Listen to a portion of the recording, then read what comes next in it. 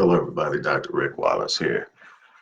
I normally reserve as a part of my attempt to organize the different things I do with so much going on. I sort of relegated the things that I address when I address issues within the Black community to my YouTube channel. And then I share links to different platforms. But this morning I decided I would uh, do it live on Facebook, then transfer it over to and upload it to my YouTube channel. Can't even tell you why, but this is what I decided to do today. Anybody that has followed me for any length of time knows that one of my strongest passions when it comes to addressing Black issues is the restoration of the Black family nucleus.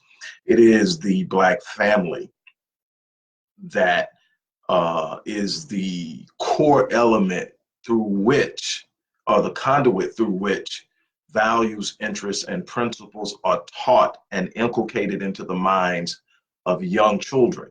So if you want to teach children how to become strong, powerful, and productive adults, it begins in the home. But it needs to be a home that has a balance of masculine and feminine energy, because from that comes a holistic potential to empower the child. There's a need for both masculine and feminine energy. And when you don't have both, you leave one person trying to manufacture that element and that environment, and it's impossible. You can produce some pretty good results, but you never get the optimal result because you don't have the optimal situation. And so I have done a lot in trying to find ways to promote a healing, so to speak, that needs to take place when we talk about the relationship collectively between the Black man and the Black woman.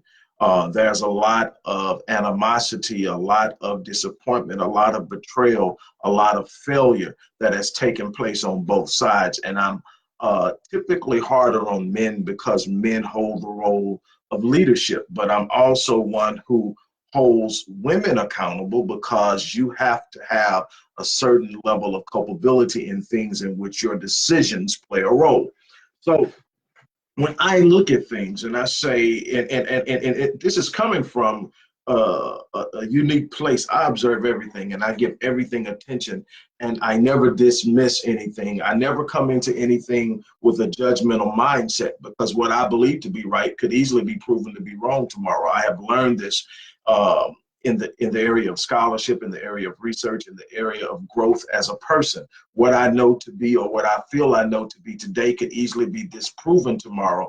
And so I have to keep my mind open for new ideas, new opportunities, and that's the way that I operate. But when I'm sitting here and I'm looking at this, I come across this post where a person is talking about the relationship between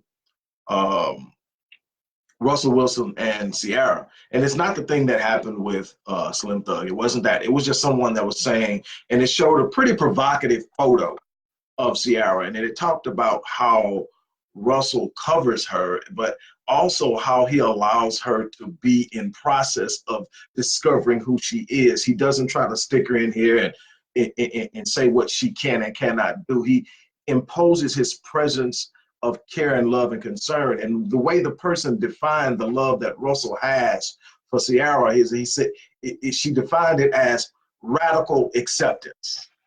And I sat there and I thought about it, and I thought about right now, we function with one another from a place of radical judgment.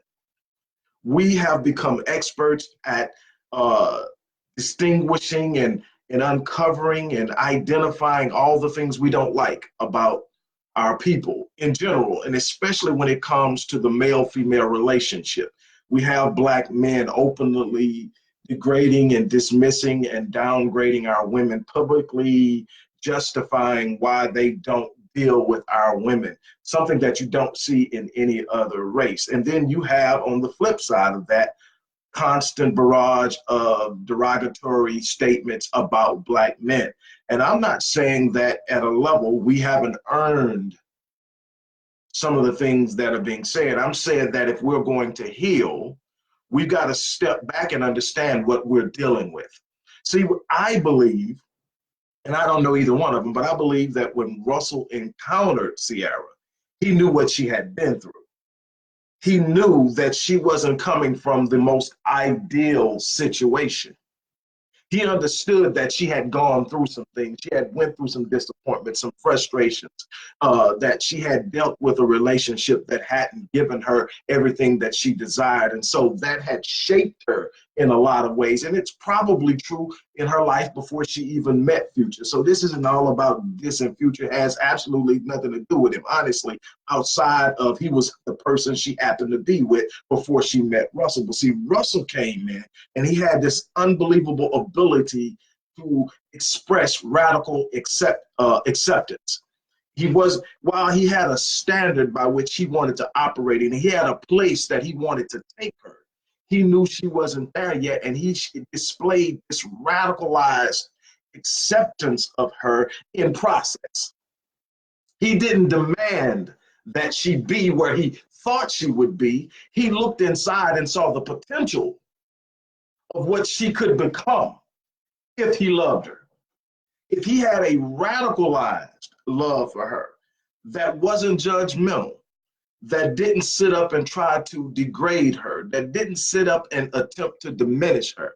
And I'm not only speaking to the men here, I'm speaking first to the men, because if you're going to be a king, if you're going to be someone who says, I'm the head, if you're going to be someone who says, I'm the leader, that comes with a responsibility. That comes with a willingness to be held accountable for the ultimate outcome.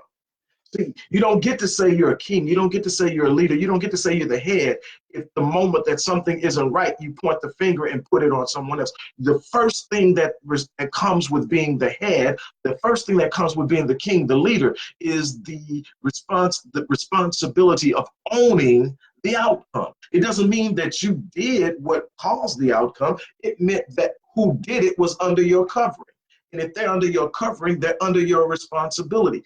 And it's up to you to manage that, not in dominating someone, not in trying to control someone, but in creating an environment where a person can thrive and optimize their potential. That's your responsibility as a king. That's your responsibility as a head. It's not to sit up and dominate, manipulate, control, and blame. It's to sit up and say, what am I not doing that will give my woman the best opportunity to be the best she can be?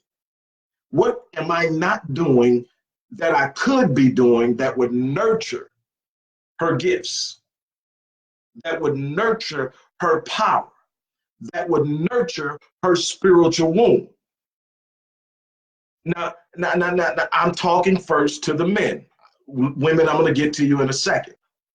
See, I have said this many times before, and I've been saying it for a long time, that if we are truly going to restore the Black family, it has to start with the Black man, because somebody has to be the first to make a move. And if you're saying that you're the leader needs to be the first to set the example. The leader needs to be the first to step out in front. The leader needs to be the one who's willing to take the brunt of what may not happen the way they want it to happen. That's what leaders do. So in other words, I've always said, if you want things to get back, you've got to understand what the Black woman is going through. The same way that Russell understood what Sierra had been through, and he had this radical acceptance of her. We've got to have a certain radical acceptance of where our women are at by the understanding of what they've been through. This isn't a justification or a validation of their behavior. This is not saying where we are as a race, male or female, is acceptable. What it's saying is, if we don't look at where someone has come from, we can't understand where they're at. And if we can't understand that, we can't have a history by which we can understand what we're dealing with. We're going to always take a judgmental approach, and we're going to mistreat the situation. So what we have to do is step back and say, I'm going to have this radical acceptance. I don't care. And I'm first and foremost speaking about your mate. But I'm speaking about how we deal with one another, period. Every Black man should have a certain level of radical acceptance for every Black woman. Not because she's carrying herself or behaving in a way that's acceptable based on his standards, but because he understands who she is and collectively what she's been through. And that he says in his mind, to me, the most important thing is that starting in the house with my wife and my daughters, I'm going to love the Black woman back to life. Then outside of my home, in my community, in the grocery store, if you're a churchgoer, at the church, at the job, every Black woman I encounter, I'm going to love her back to life. I'm not talking about inappropriate love. I'm talking about a certain level of respect that even she may look at and say, what did I do to deserve that? It's about handling her differently than you handle any other person, including any other woman. She needs to be elevated. If you want her to act special, you got to treat her special. I'm telling you what I know. This is what I teach when I'm not dealing with things. When I'm teaching the average person that comes to me as a client, I'm talking to them and telling them, you create the environment, you control the situation. If you're expecting somebody to perform at the highest level, but you haven't created an environment in which they can do that, you're failing. So as the man, I'm saying we've got to love our women back to life. I'm saying that we've got to have this radicalized acceptance of who they are now based on our knowledge of what they've been through. No woman has been through what the Black woman has been through. No woman has had her mate snatched away from her, had her children snatched away from her, been through violence, molestation, rape, and incest at the level of the Black woman. No woman has been asked to step in and fill both roles at the rate of the Black woman. You've got to understand that that will ultimately wear on her. That will ultimately create bitterness. That will ultimately create hostility. That will ultimately create distrust. You got to understand how many times are you going to walk in the life of a Black woman and she's trying to carry it all and she's not designed to do it. So we got to understand that. So when you come in contact with someone, you got to be able to look beyond what's on the surface. See, the surface is what we've created to kind of deal with what we've been through. The surface is the behavior that sits up and says, this will never happen to me again. I'm not going to go through this, to hell with it all. And so you develop this, but on the inside is still that yearning to be loved, that's that yearning to be accepted, that yearning to be covered, that yearning to be given an environment and a sphere of safety when they're moving. And so it's up to us to sit up and say, I know we're not where we're supposed to be, but from now on, I'm going to have this radicalized acceptance where I will never speak ill of a Black woman in public. I will never sit up and talk down a Black woman. I don't care how I look at them and what I see. It's not the place, it's not the time. There's a certain level of respect that should just be given. And I don't mean that respect shouldn't be earned. I mean, like, for you to be in my circle, you have to have a certain level of respect for yourself and the way you carry yourself. That's not what I'm talking about. I'm not saying everybody needs to be your hangout buddy. Every woman needs to be treated like she is going to be your future wife. That's not what I'm saying. What I'm saying is that you've got to have something about yourself that loves yourself. And what I tell you is the more you love yourself as a Black man, the more you're called to love the Black woman. See, it's when you're still feeling yourself. It's when you're narcissistic and egocentric about how you view life that you can be ill-willed towards the Black woman because you ain't really feeling yourself. I mean, you're not feeling the whole totality. You haven't really come to grips with who you are. But when you truly know that this whole life is bigger than you, that you have a purpose that's outside of serving yourself, and that the only way you can do that is by having a strong, powerful woman standing next to you, whether it's a sister, whether it's a wife, somebody's got to be there. You are going to have to get to that point where you are willing to do that. Now, sisters,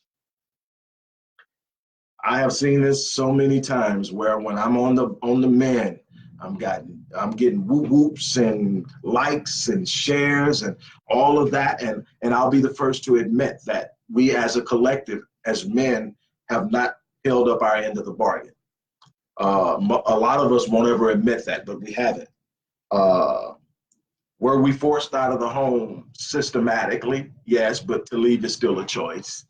Were there mechanisms and machinations in place to distract us and pull us apart and line us up for destructive behavior? Absolutely, but again, that's still this decision. You always have a decision. Now, a lot of times the decision isn't easy when there is a need to put food on the table and the only thing you can see rightly in front of you at the time is to go out and sell drugs and ultimately get yourself caught up and go to prison. You know, At what point do you make that decision? I'm not saying that the decision is easy. I'm saying that at some point you have to own it. So I understand that. But ladies, there's this romanticized idea of what a real man is. And it is highly predicated upon the Eurocentric model of manhood, which is great when Eurocentric men are in power. What am I getting at? We tend to judge black men based on the performances and the positioning of white men. Now, white men own the largest majority of wealth. And don't get me wrong, I'm not making excuses. I'm saying we've got to start somewhere. I'm not saying we accept it. I'm not saying we be satisfied with it, but I'm saying that if we don't really view this through a lens that it's clear and explains why we're where we're at in such large proportions. See, there's a thing in classical research called statistical significance. Statistical significance is this point in which you reach in any study or evaluations of certain situations based on numbers, in which the amount of people or subjects or whatever in this study is so significant that you can't dismiss it to casual consequence. Coincidence. So when you start talking about the percentage of Black children that are born into single parent households being 72%, when in 1960 it was the other way around. 75% of Blacks who were born in 1960 were born into two parent households. That is almost 100% turnaround. You've got to ask yourself why. You can't sit up and dismiss that. You're going to have a reason and an understanding what happened. You're going to have to understand it. Why? Because in order to overcome it, you got to know what caused it. All right, now we can go and we can look all the way down the board. So we romanticize manhood based on a Eurocentric idea of what is. Now, with the white man, let's just look at the median wealth. Median wealth in America, $135,000 median wealth per household. Versus less than 5,000 median wealth per household for Blacks. So whites 130 something, Blacks 5,000. So you really actually expect the average Black man to be able to do what the average white man does financially. I'm not saying he doesn't have the capacity, but he's got to go to the white man in most cases to even get any type of gig that's going to allow him to do that. So he's already out of place because a lot of the white people have the ability to set. I'm not saying that we don't have a lot of guys. What I'm saying is when you look at the collective, is every Black woman going to be able to go out and find a guy that's going to be able to just come in and set her up financially and do everything? Not realistically. But we romanticize that. We judge our men based on that. I'm not saying give him a pass to sit on his ass. I'm not saying give him a pass to not have a vision. I'm not saying give him a pass to just sit around and wander around. I'm not saying any of those things. I'm saying hold him to the fire. I'm sitting up saying challenge him to be the best he can be, but also provide the environment for him to be the best he can be. Also be understanding of where he's come from and what he's been through and the life experiences that has shaped him. Either he's got something going for himself or he doesn't, but you can't be a part of the reason that he's not. You can't be a diminishing factor. You can't be a detractor. You can't be something that's sucking the life out of him. You can't look at him and see what you can get and take advantage of and just be another added negative force in his life. I'm saying that there has to be a radicalized acceptance of where we are now before we can create the environment that will produce something better. And, like I said, I just happened to see this post where this woman is talking about the manner in which Russell Wilson has handled Ciara. He has a standard, but he doesn't judge her or diminish her when he met her, especially when he first got with her, about where she was. And he still does not judge her. I've seen some things that I'm going like, man, Russell cool with that. And he right there. He right there. He understands she's evolving. And he's given her the environment to be who she is. He's got a radical acceptance of where she is, who she is, and the potential. He has made up in his mind that he is going to be the facilitator of her ultimate greatness. That's when you've got a man. that's going to be powerful in your life, when he is willing to be the facilitator, the ultimate facilitator of what you will become. Now, what does that mean? And is there any easy fix? No, there's no easy fix. Our relationships are strained. You got so many black women rearing kids on their own, can't get help from the father, haven't seen the father. You got other men who are looking and loving and trying to be with their kids, and the woman is still using the kid to pay back old debts from how she was emotionally scarred or damaged between the relationship. And you got both sides using the system to hurt the other and all of this other stuff. You got simple failures. You got to understand, you got 60% of black women who grew up uh, in a household in which they were either molested, raped, or the victims of incest. 60% of black women report that they experienced some form of sexual abuse before they reached the age of 18. And that's not counting those who won't ever admit it. That's a significant number. Now, if you even give uh, uh, a percentage for error in the study that produced that number and say, okay, that's high. That was probably a high percentage for error in this particular study. Let's say 50%, still high. Let's say 40%, still high.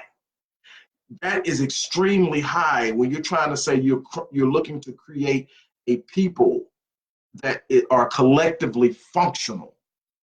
And you've got anywhere from 40 to 60% of the female population who were molested. And then you're talking about, we're looking at somewhere between 1 out of every 6 black males were sexually assaulted before they reached the age of 18. And that number is actually probably higher. So you would actually say the margin of error in that would actually move towards the higher side because men are less likely to report it.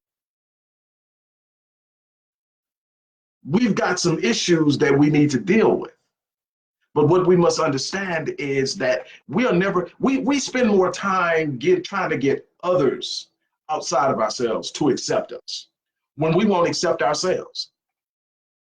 We'll find everything wrong with another black person and beg a white person to be in our presence or accept us or allow us to eat at their establishment or allow us to live in their building or whatever the situation is. And we won't love on one another. We won't bury ourselves and love on one another. We won't sit up and say, I'll hug away the pain. I'll share away the pain. I'll walk with you along as you deal with the pain. I have to have some form of radical acceptance of my people for me to have been in what I've done for as long as I've done, because my people don't always treat me with the same love in return. But I have to understand where that comes from.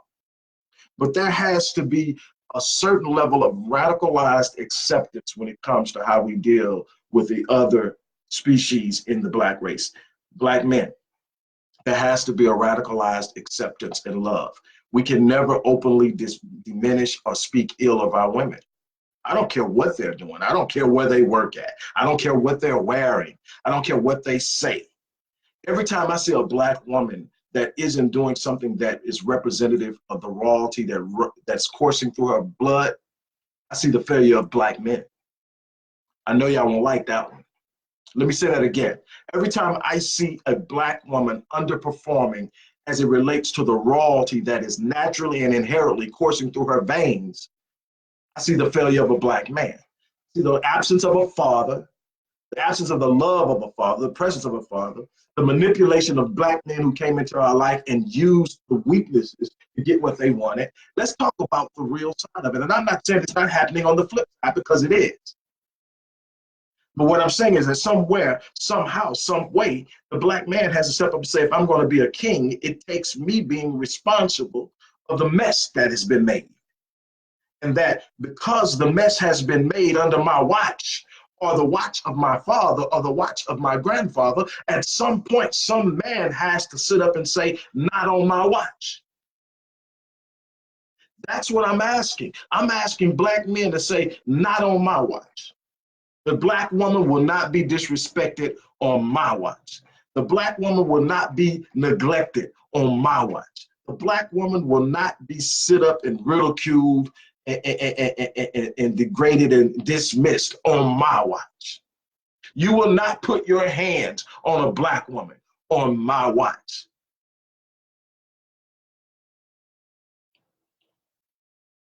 I am a firm believer that if you provide the right environment for a woman, there's no limit to the potential and the power that can be created through her and the things that will be done. But if the environment you're providing is choking the life out of her, you've got to expect at some point you're going to feel the toxicity of her slow death. The challenge starts with me, because see, I never preach or teach or share from a platform of perfection. Before I speak to you, I search myself and I challenge myself to rise to the level of that which I am demanding from anyone else. I don't preach or teach from a platform of perfection. I'm not a speaker that comes at you like I've got it all figured out and I'm doing everything great and y'all suck. I'm coming to you and saying, starting with me, we've got to do a better job. We've got to love our women back to life. We've got to create the right environment for her to thrive. We owe it to her to nurture her back to her full potential. I don't care where she's at right now. There has to be a radical acceptance of who she is inherently, not situationally or circumstantially, but inherently who she is. And say, I can bring that out of her. That's all Russell did. He had a radicalized acceptance. He saw beyond the surface and said, I can bring that greatness out. It's going to take patience. It's going to take commitment. And it's going to take a radicalized love. That's what I want to see. I want to see the Black family come back to prominence, because we need it to ensure that the children that we create are built for the battle, that are set to be able to go out and be productive. That comes from properly inculcating the values, interests, and principles of winners in them from the start. And that comes from both masculine and feminine energy. We need that balance. And that has to come from authentic love. Oh, and love ain't easy. Love ain't about fun and how cute and how sexy and all of that is nice. What happens in the bedroom is nice. But what are you building from the core through all of the disappointment and frustration of life that you cannot avoid? What are you building? What have you committed to say, I don't care what happens, I'm building with this woman. I don't care what happens, I'm building with this man. When I sit up and I meet a woman, I'm going to treat her with respect. When I sit up and I meet a man, I'm going to treat him with respect. We're going to find a way to come together. We're going to find a way to love ourselves. You can never be powerful until you overcome self-hatred. Look, I've said what I have to say. For those who watch it, it's not one of those sensational videos, so it probably won't get a whole lot of play. It's not something that people can jump on where everybody's talking about somebody and you can jump on the side. It very rarely are things that call people to be accountable and responsible, given any true significance in play in a world of sensationalism. Everybody wants to be entertained. Everybody wants to laugh. Everybody wants to celebrate the downfall of someone else. Nobody's into building. And that's the problem we have right now. Nobody's into building anything. I'm done. As I always say, look, live your life on full so that you don't die live your life on full so that you die on E. That's my goal in life. I live every day on full. I try to leave everything I have out there that day. I go to bed and recuperate and I do it all over again. Why? Because I don't want to take anything that could have been given to someone to help them to the grave with me. I'm challenging you to do the same thing. I'm out of here. Peace.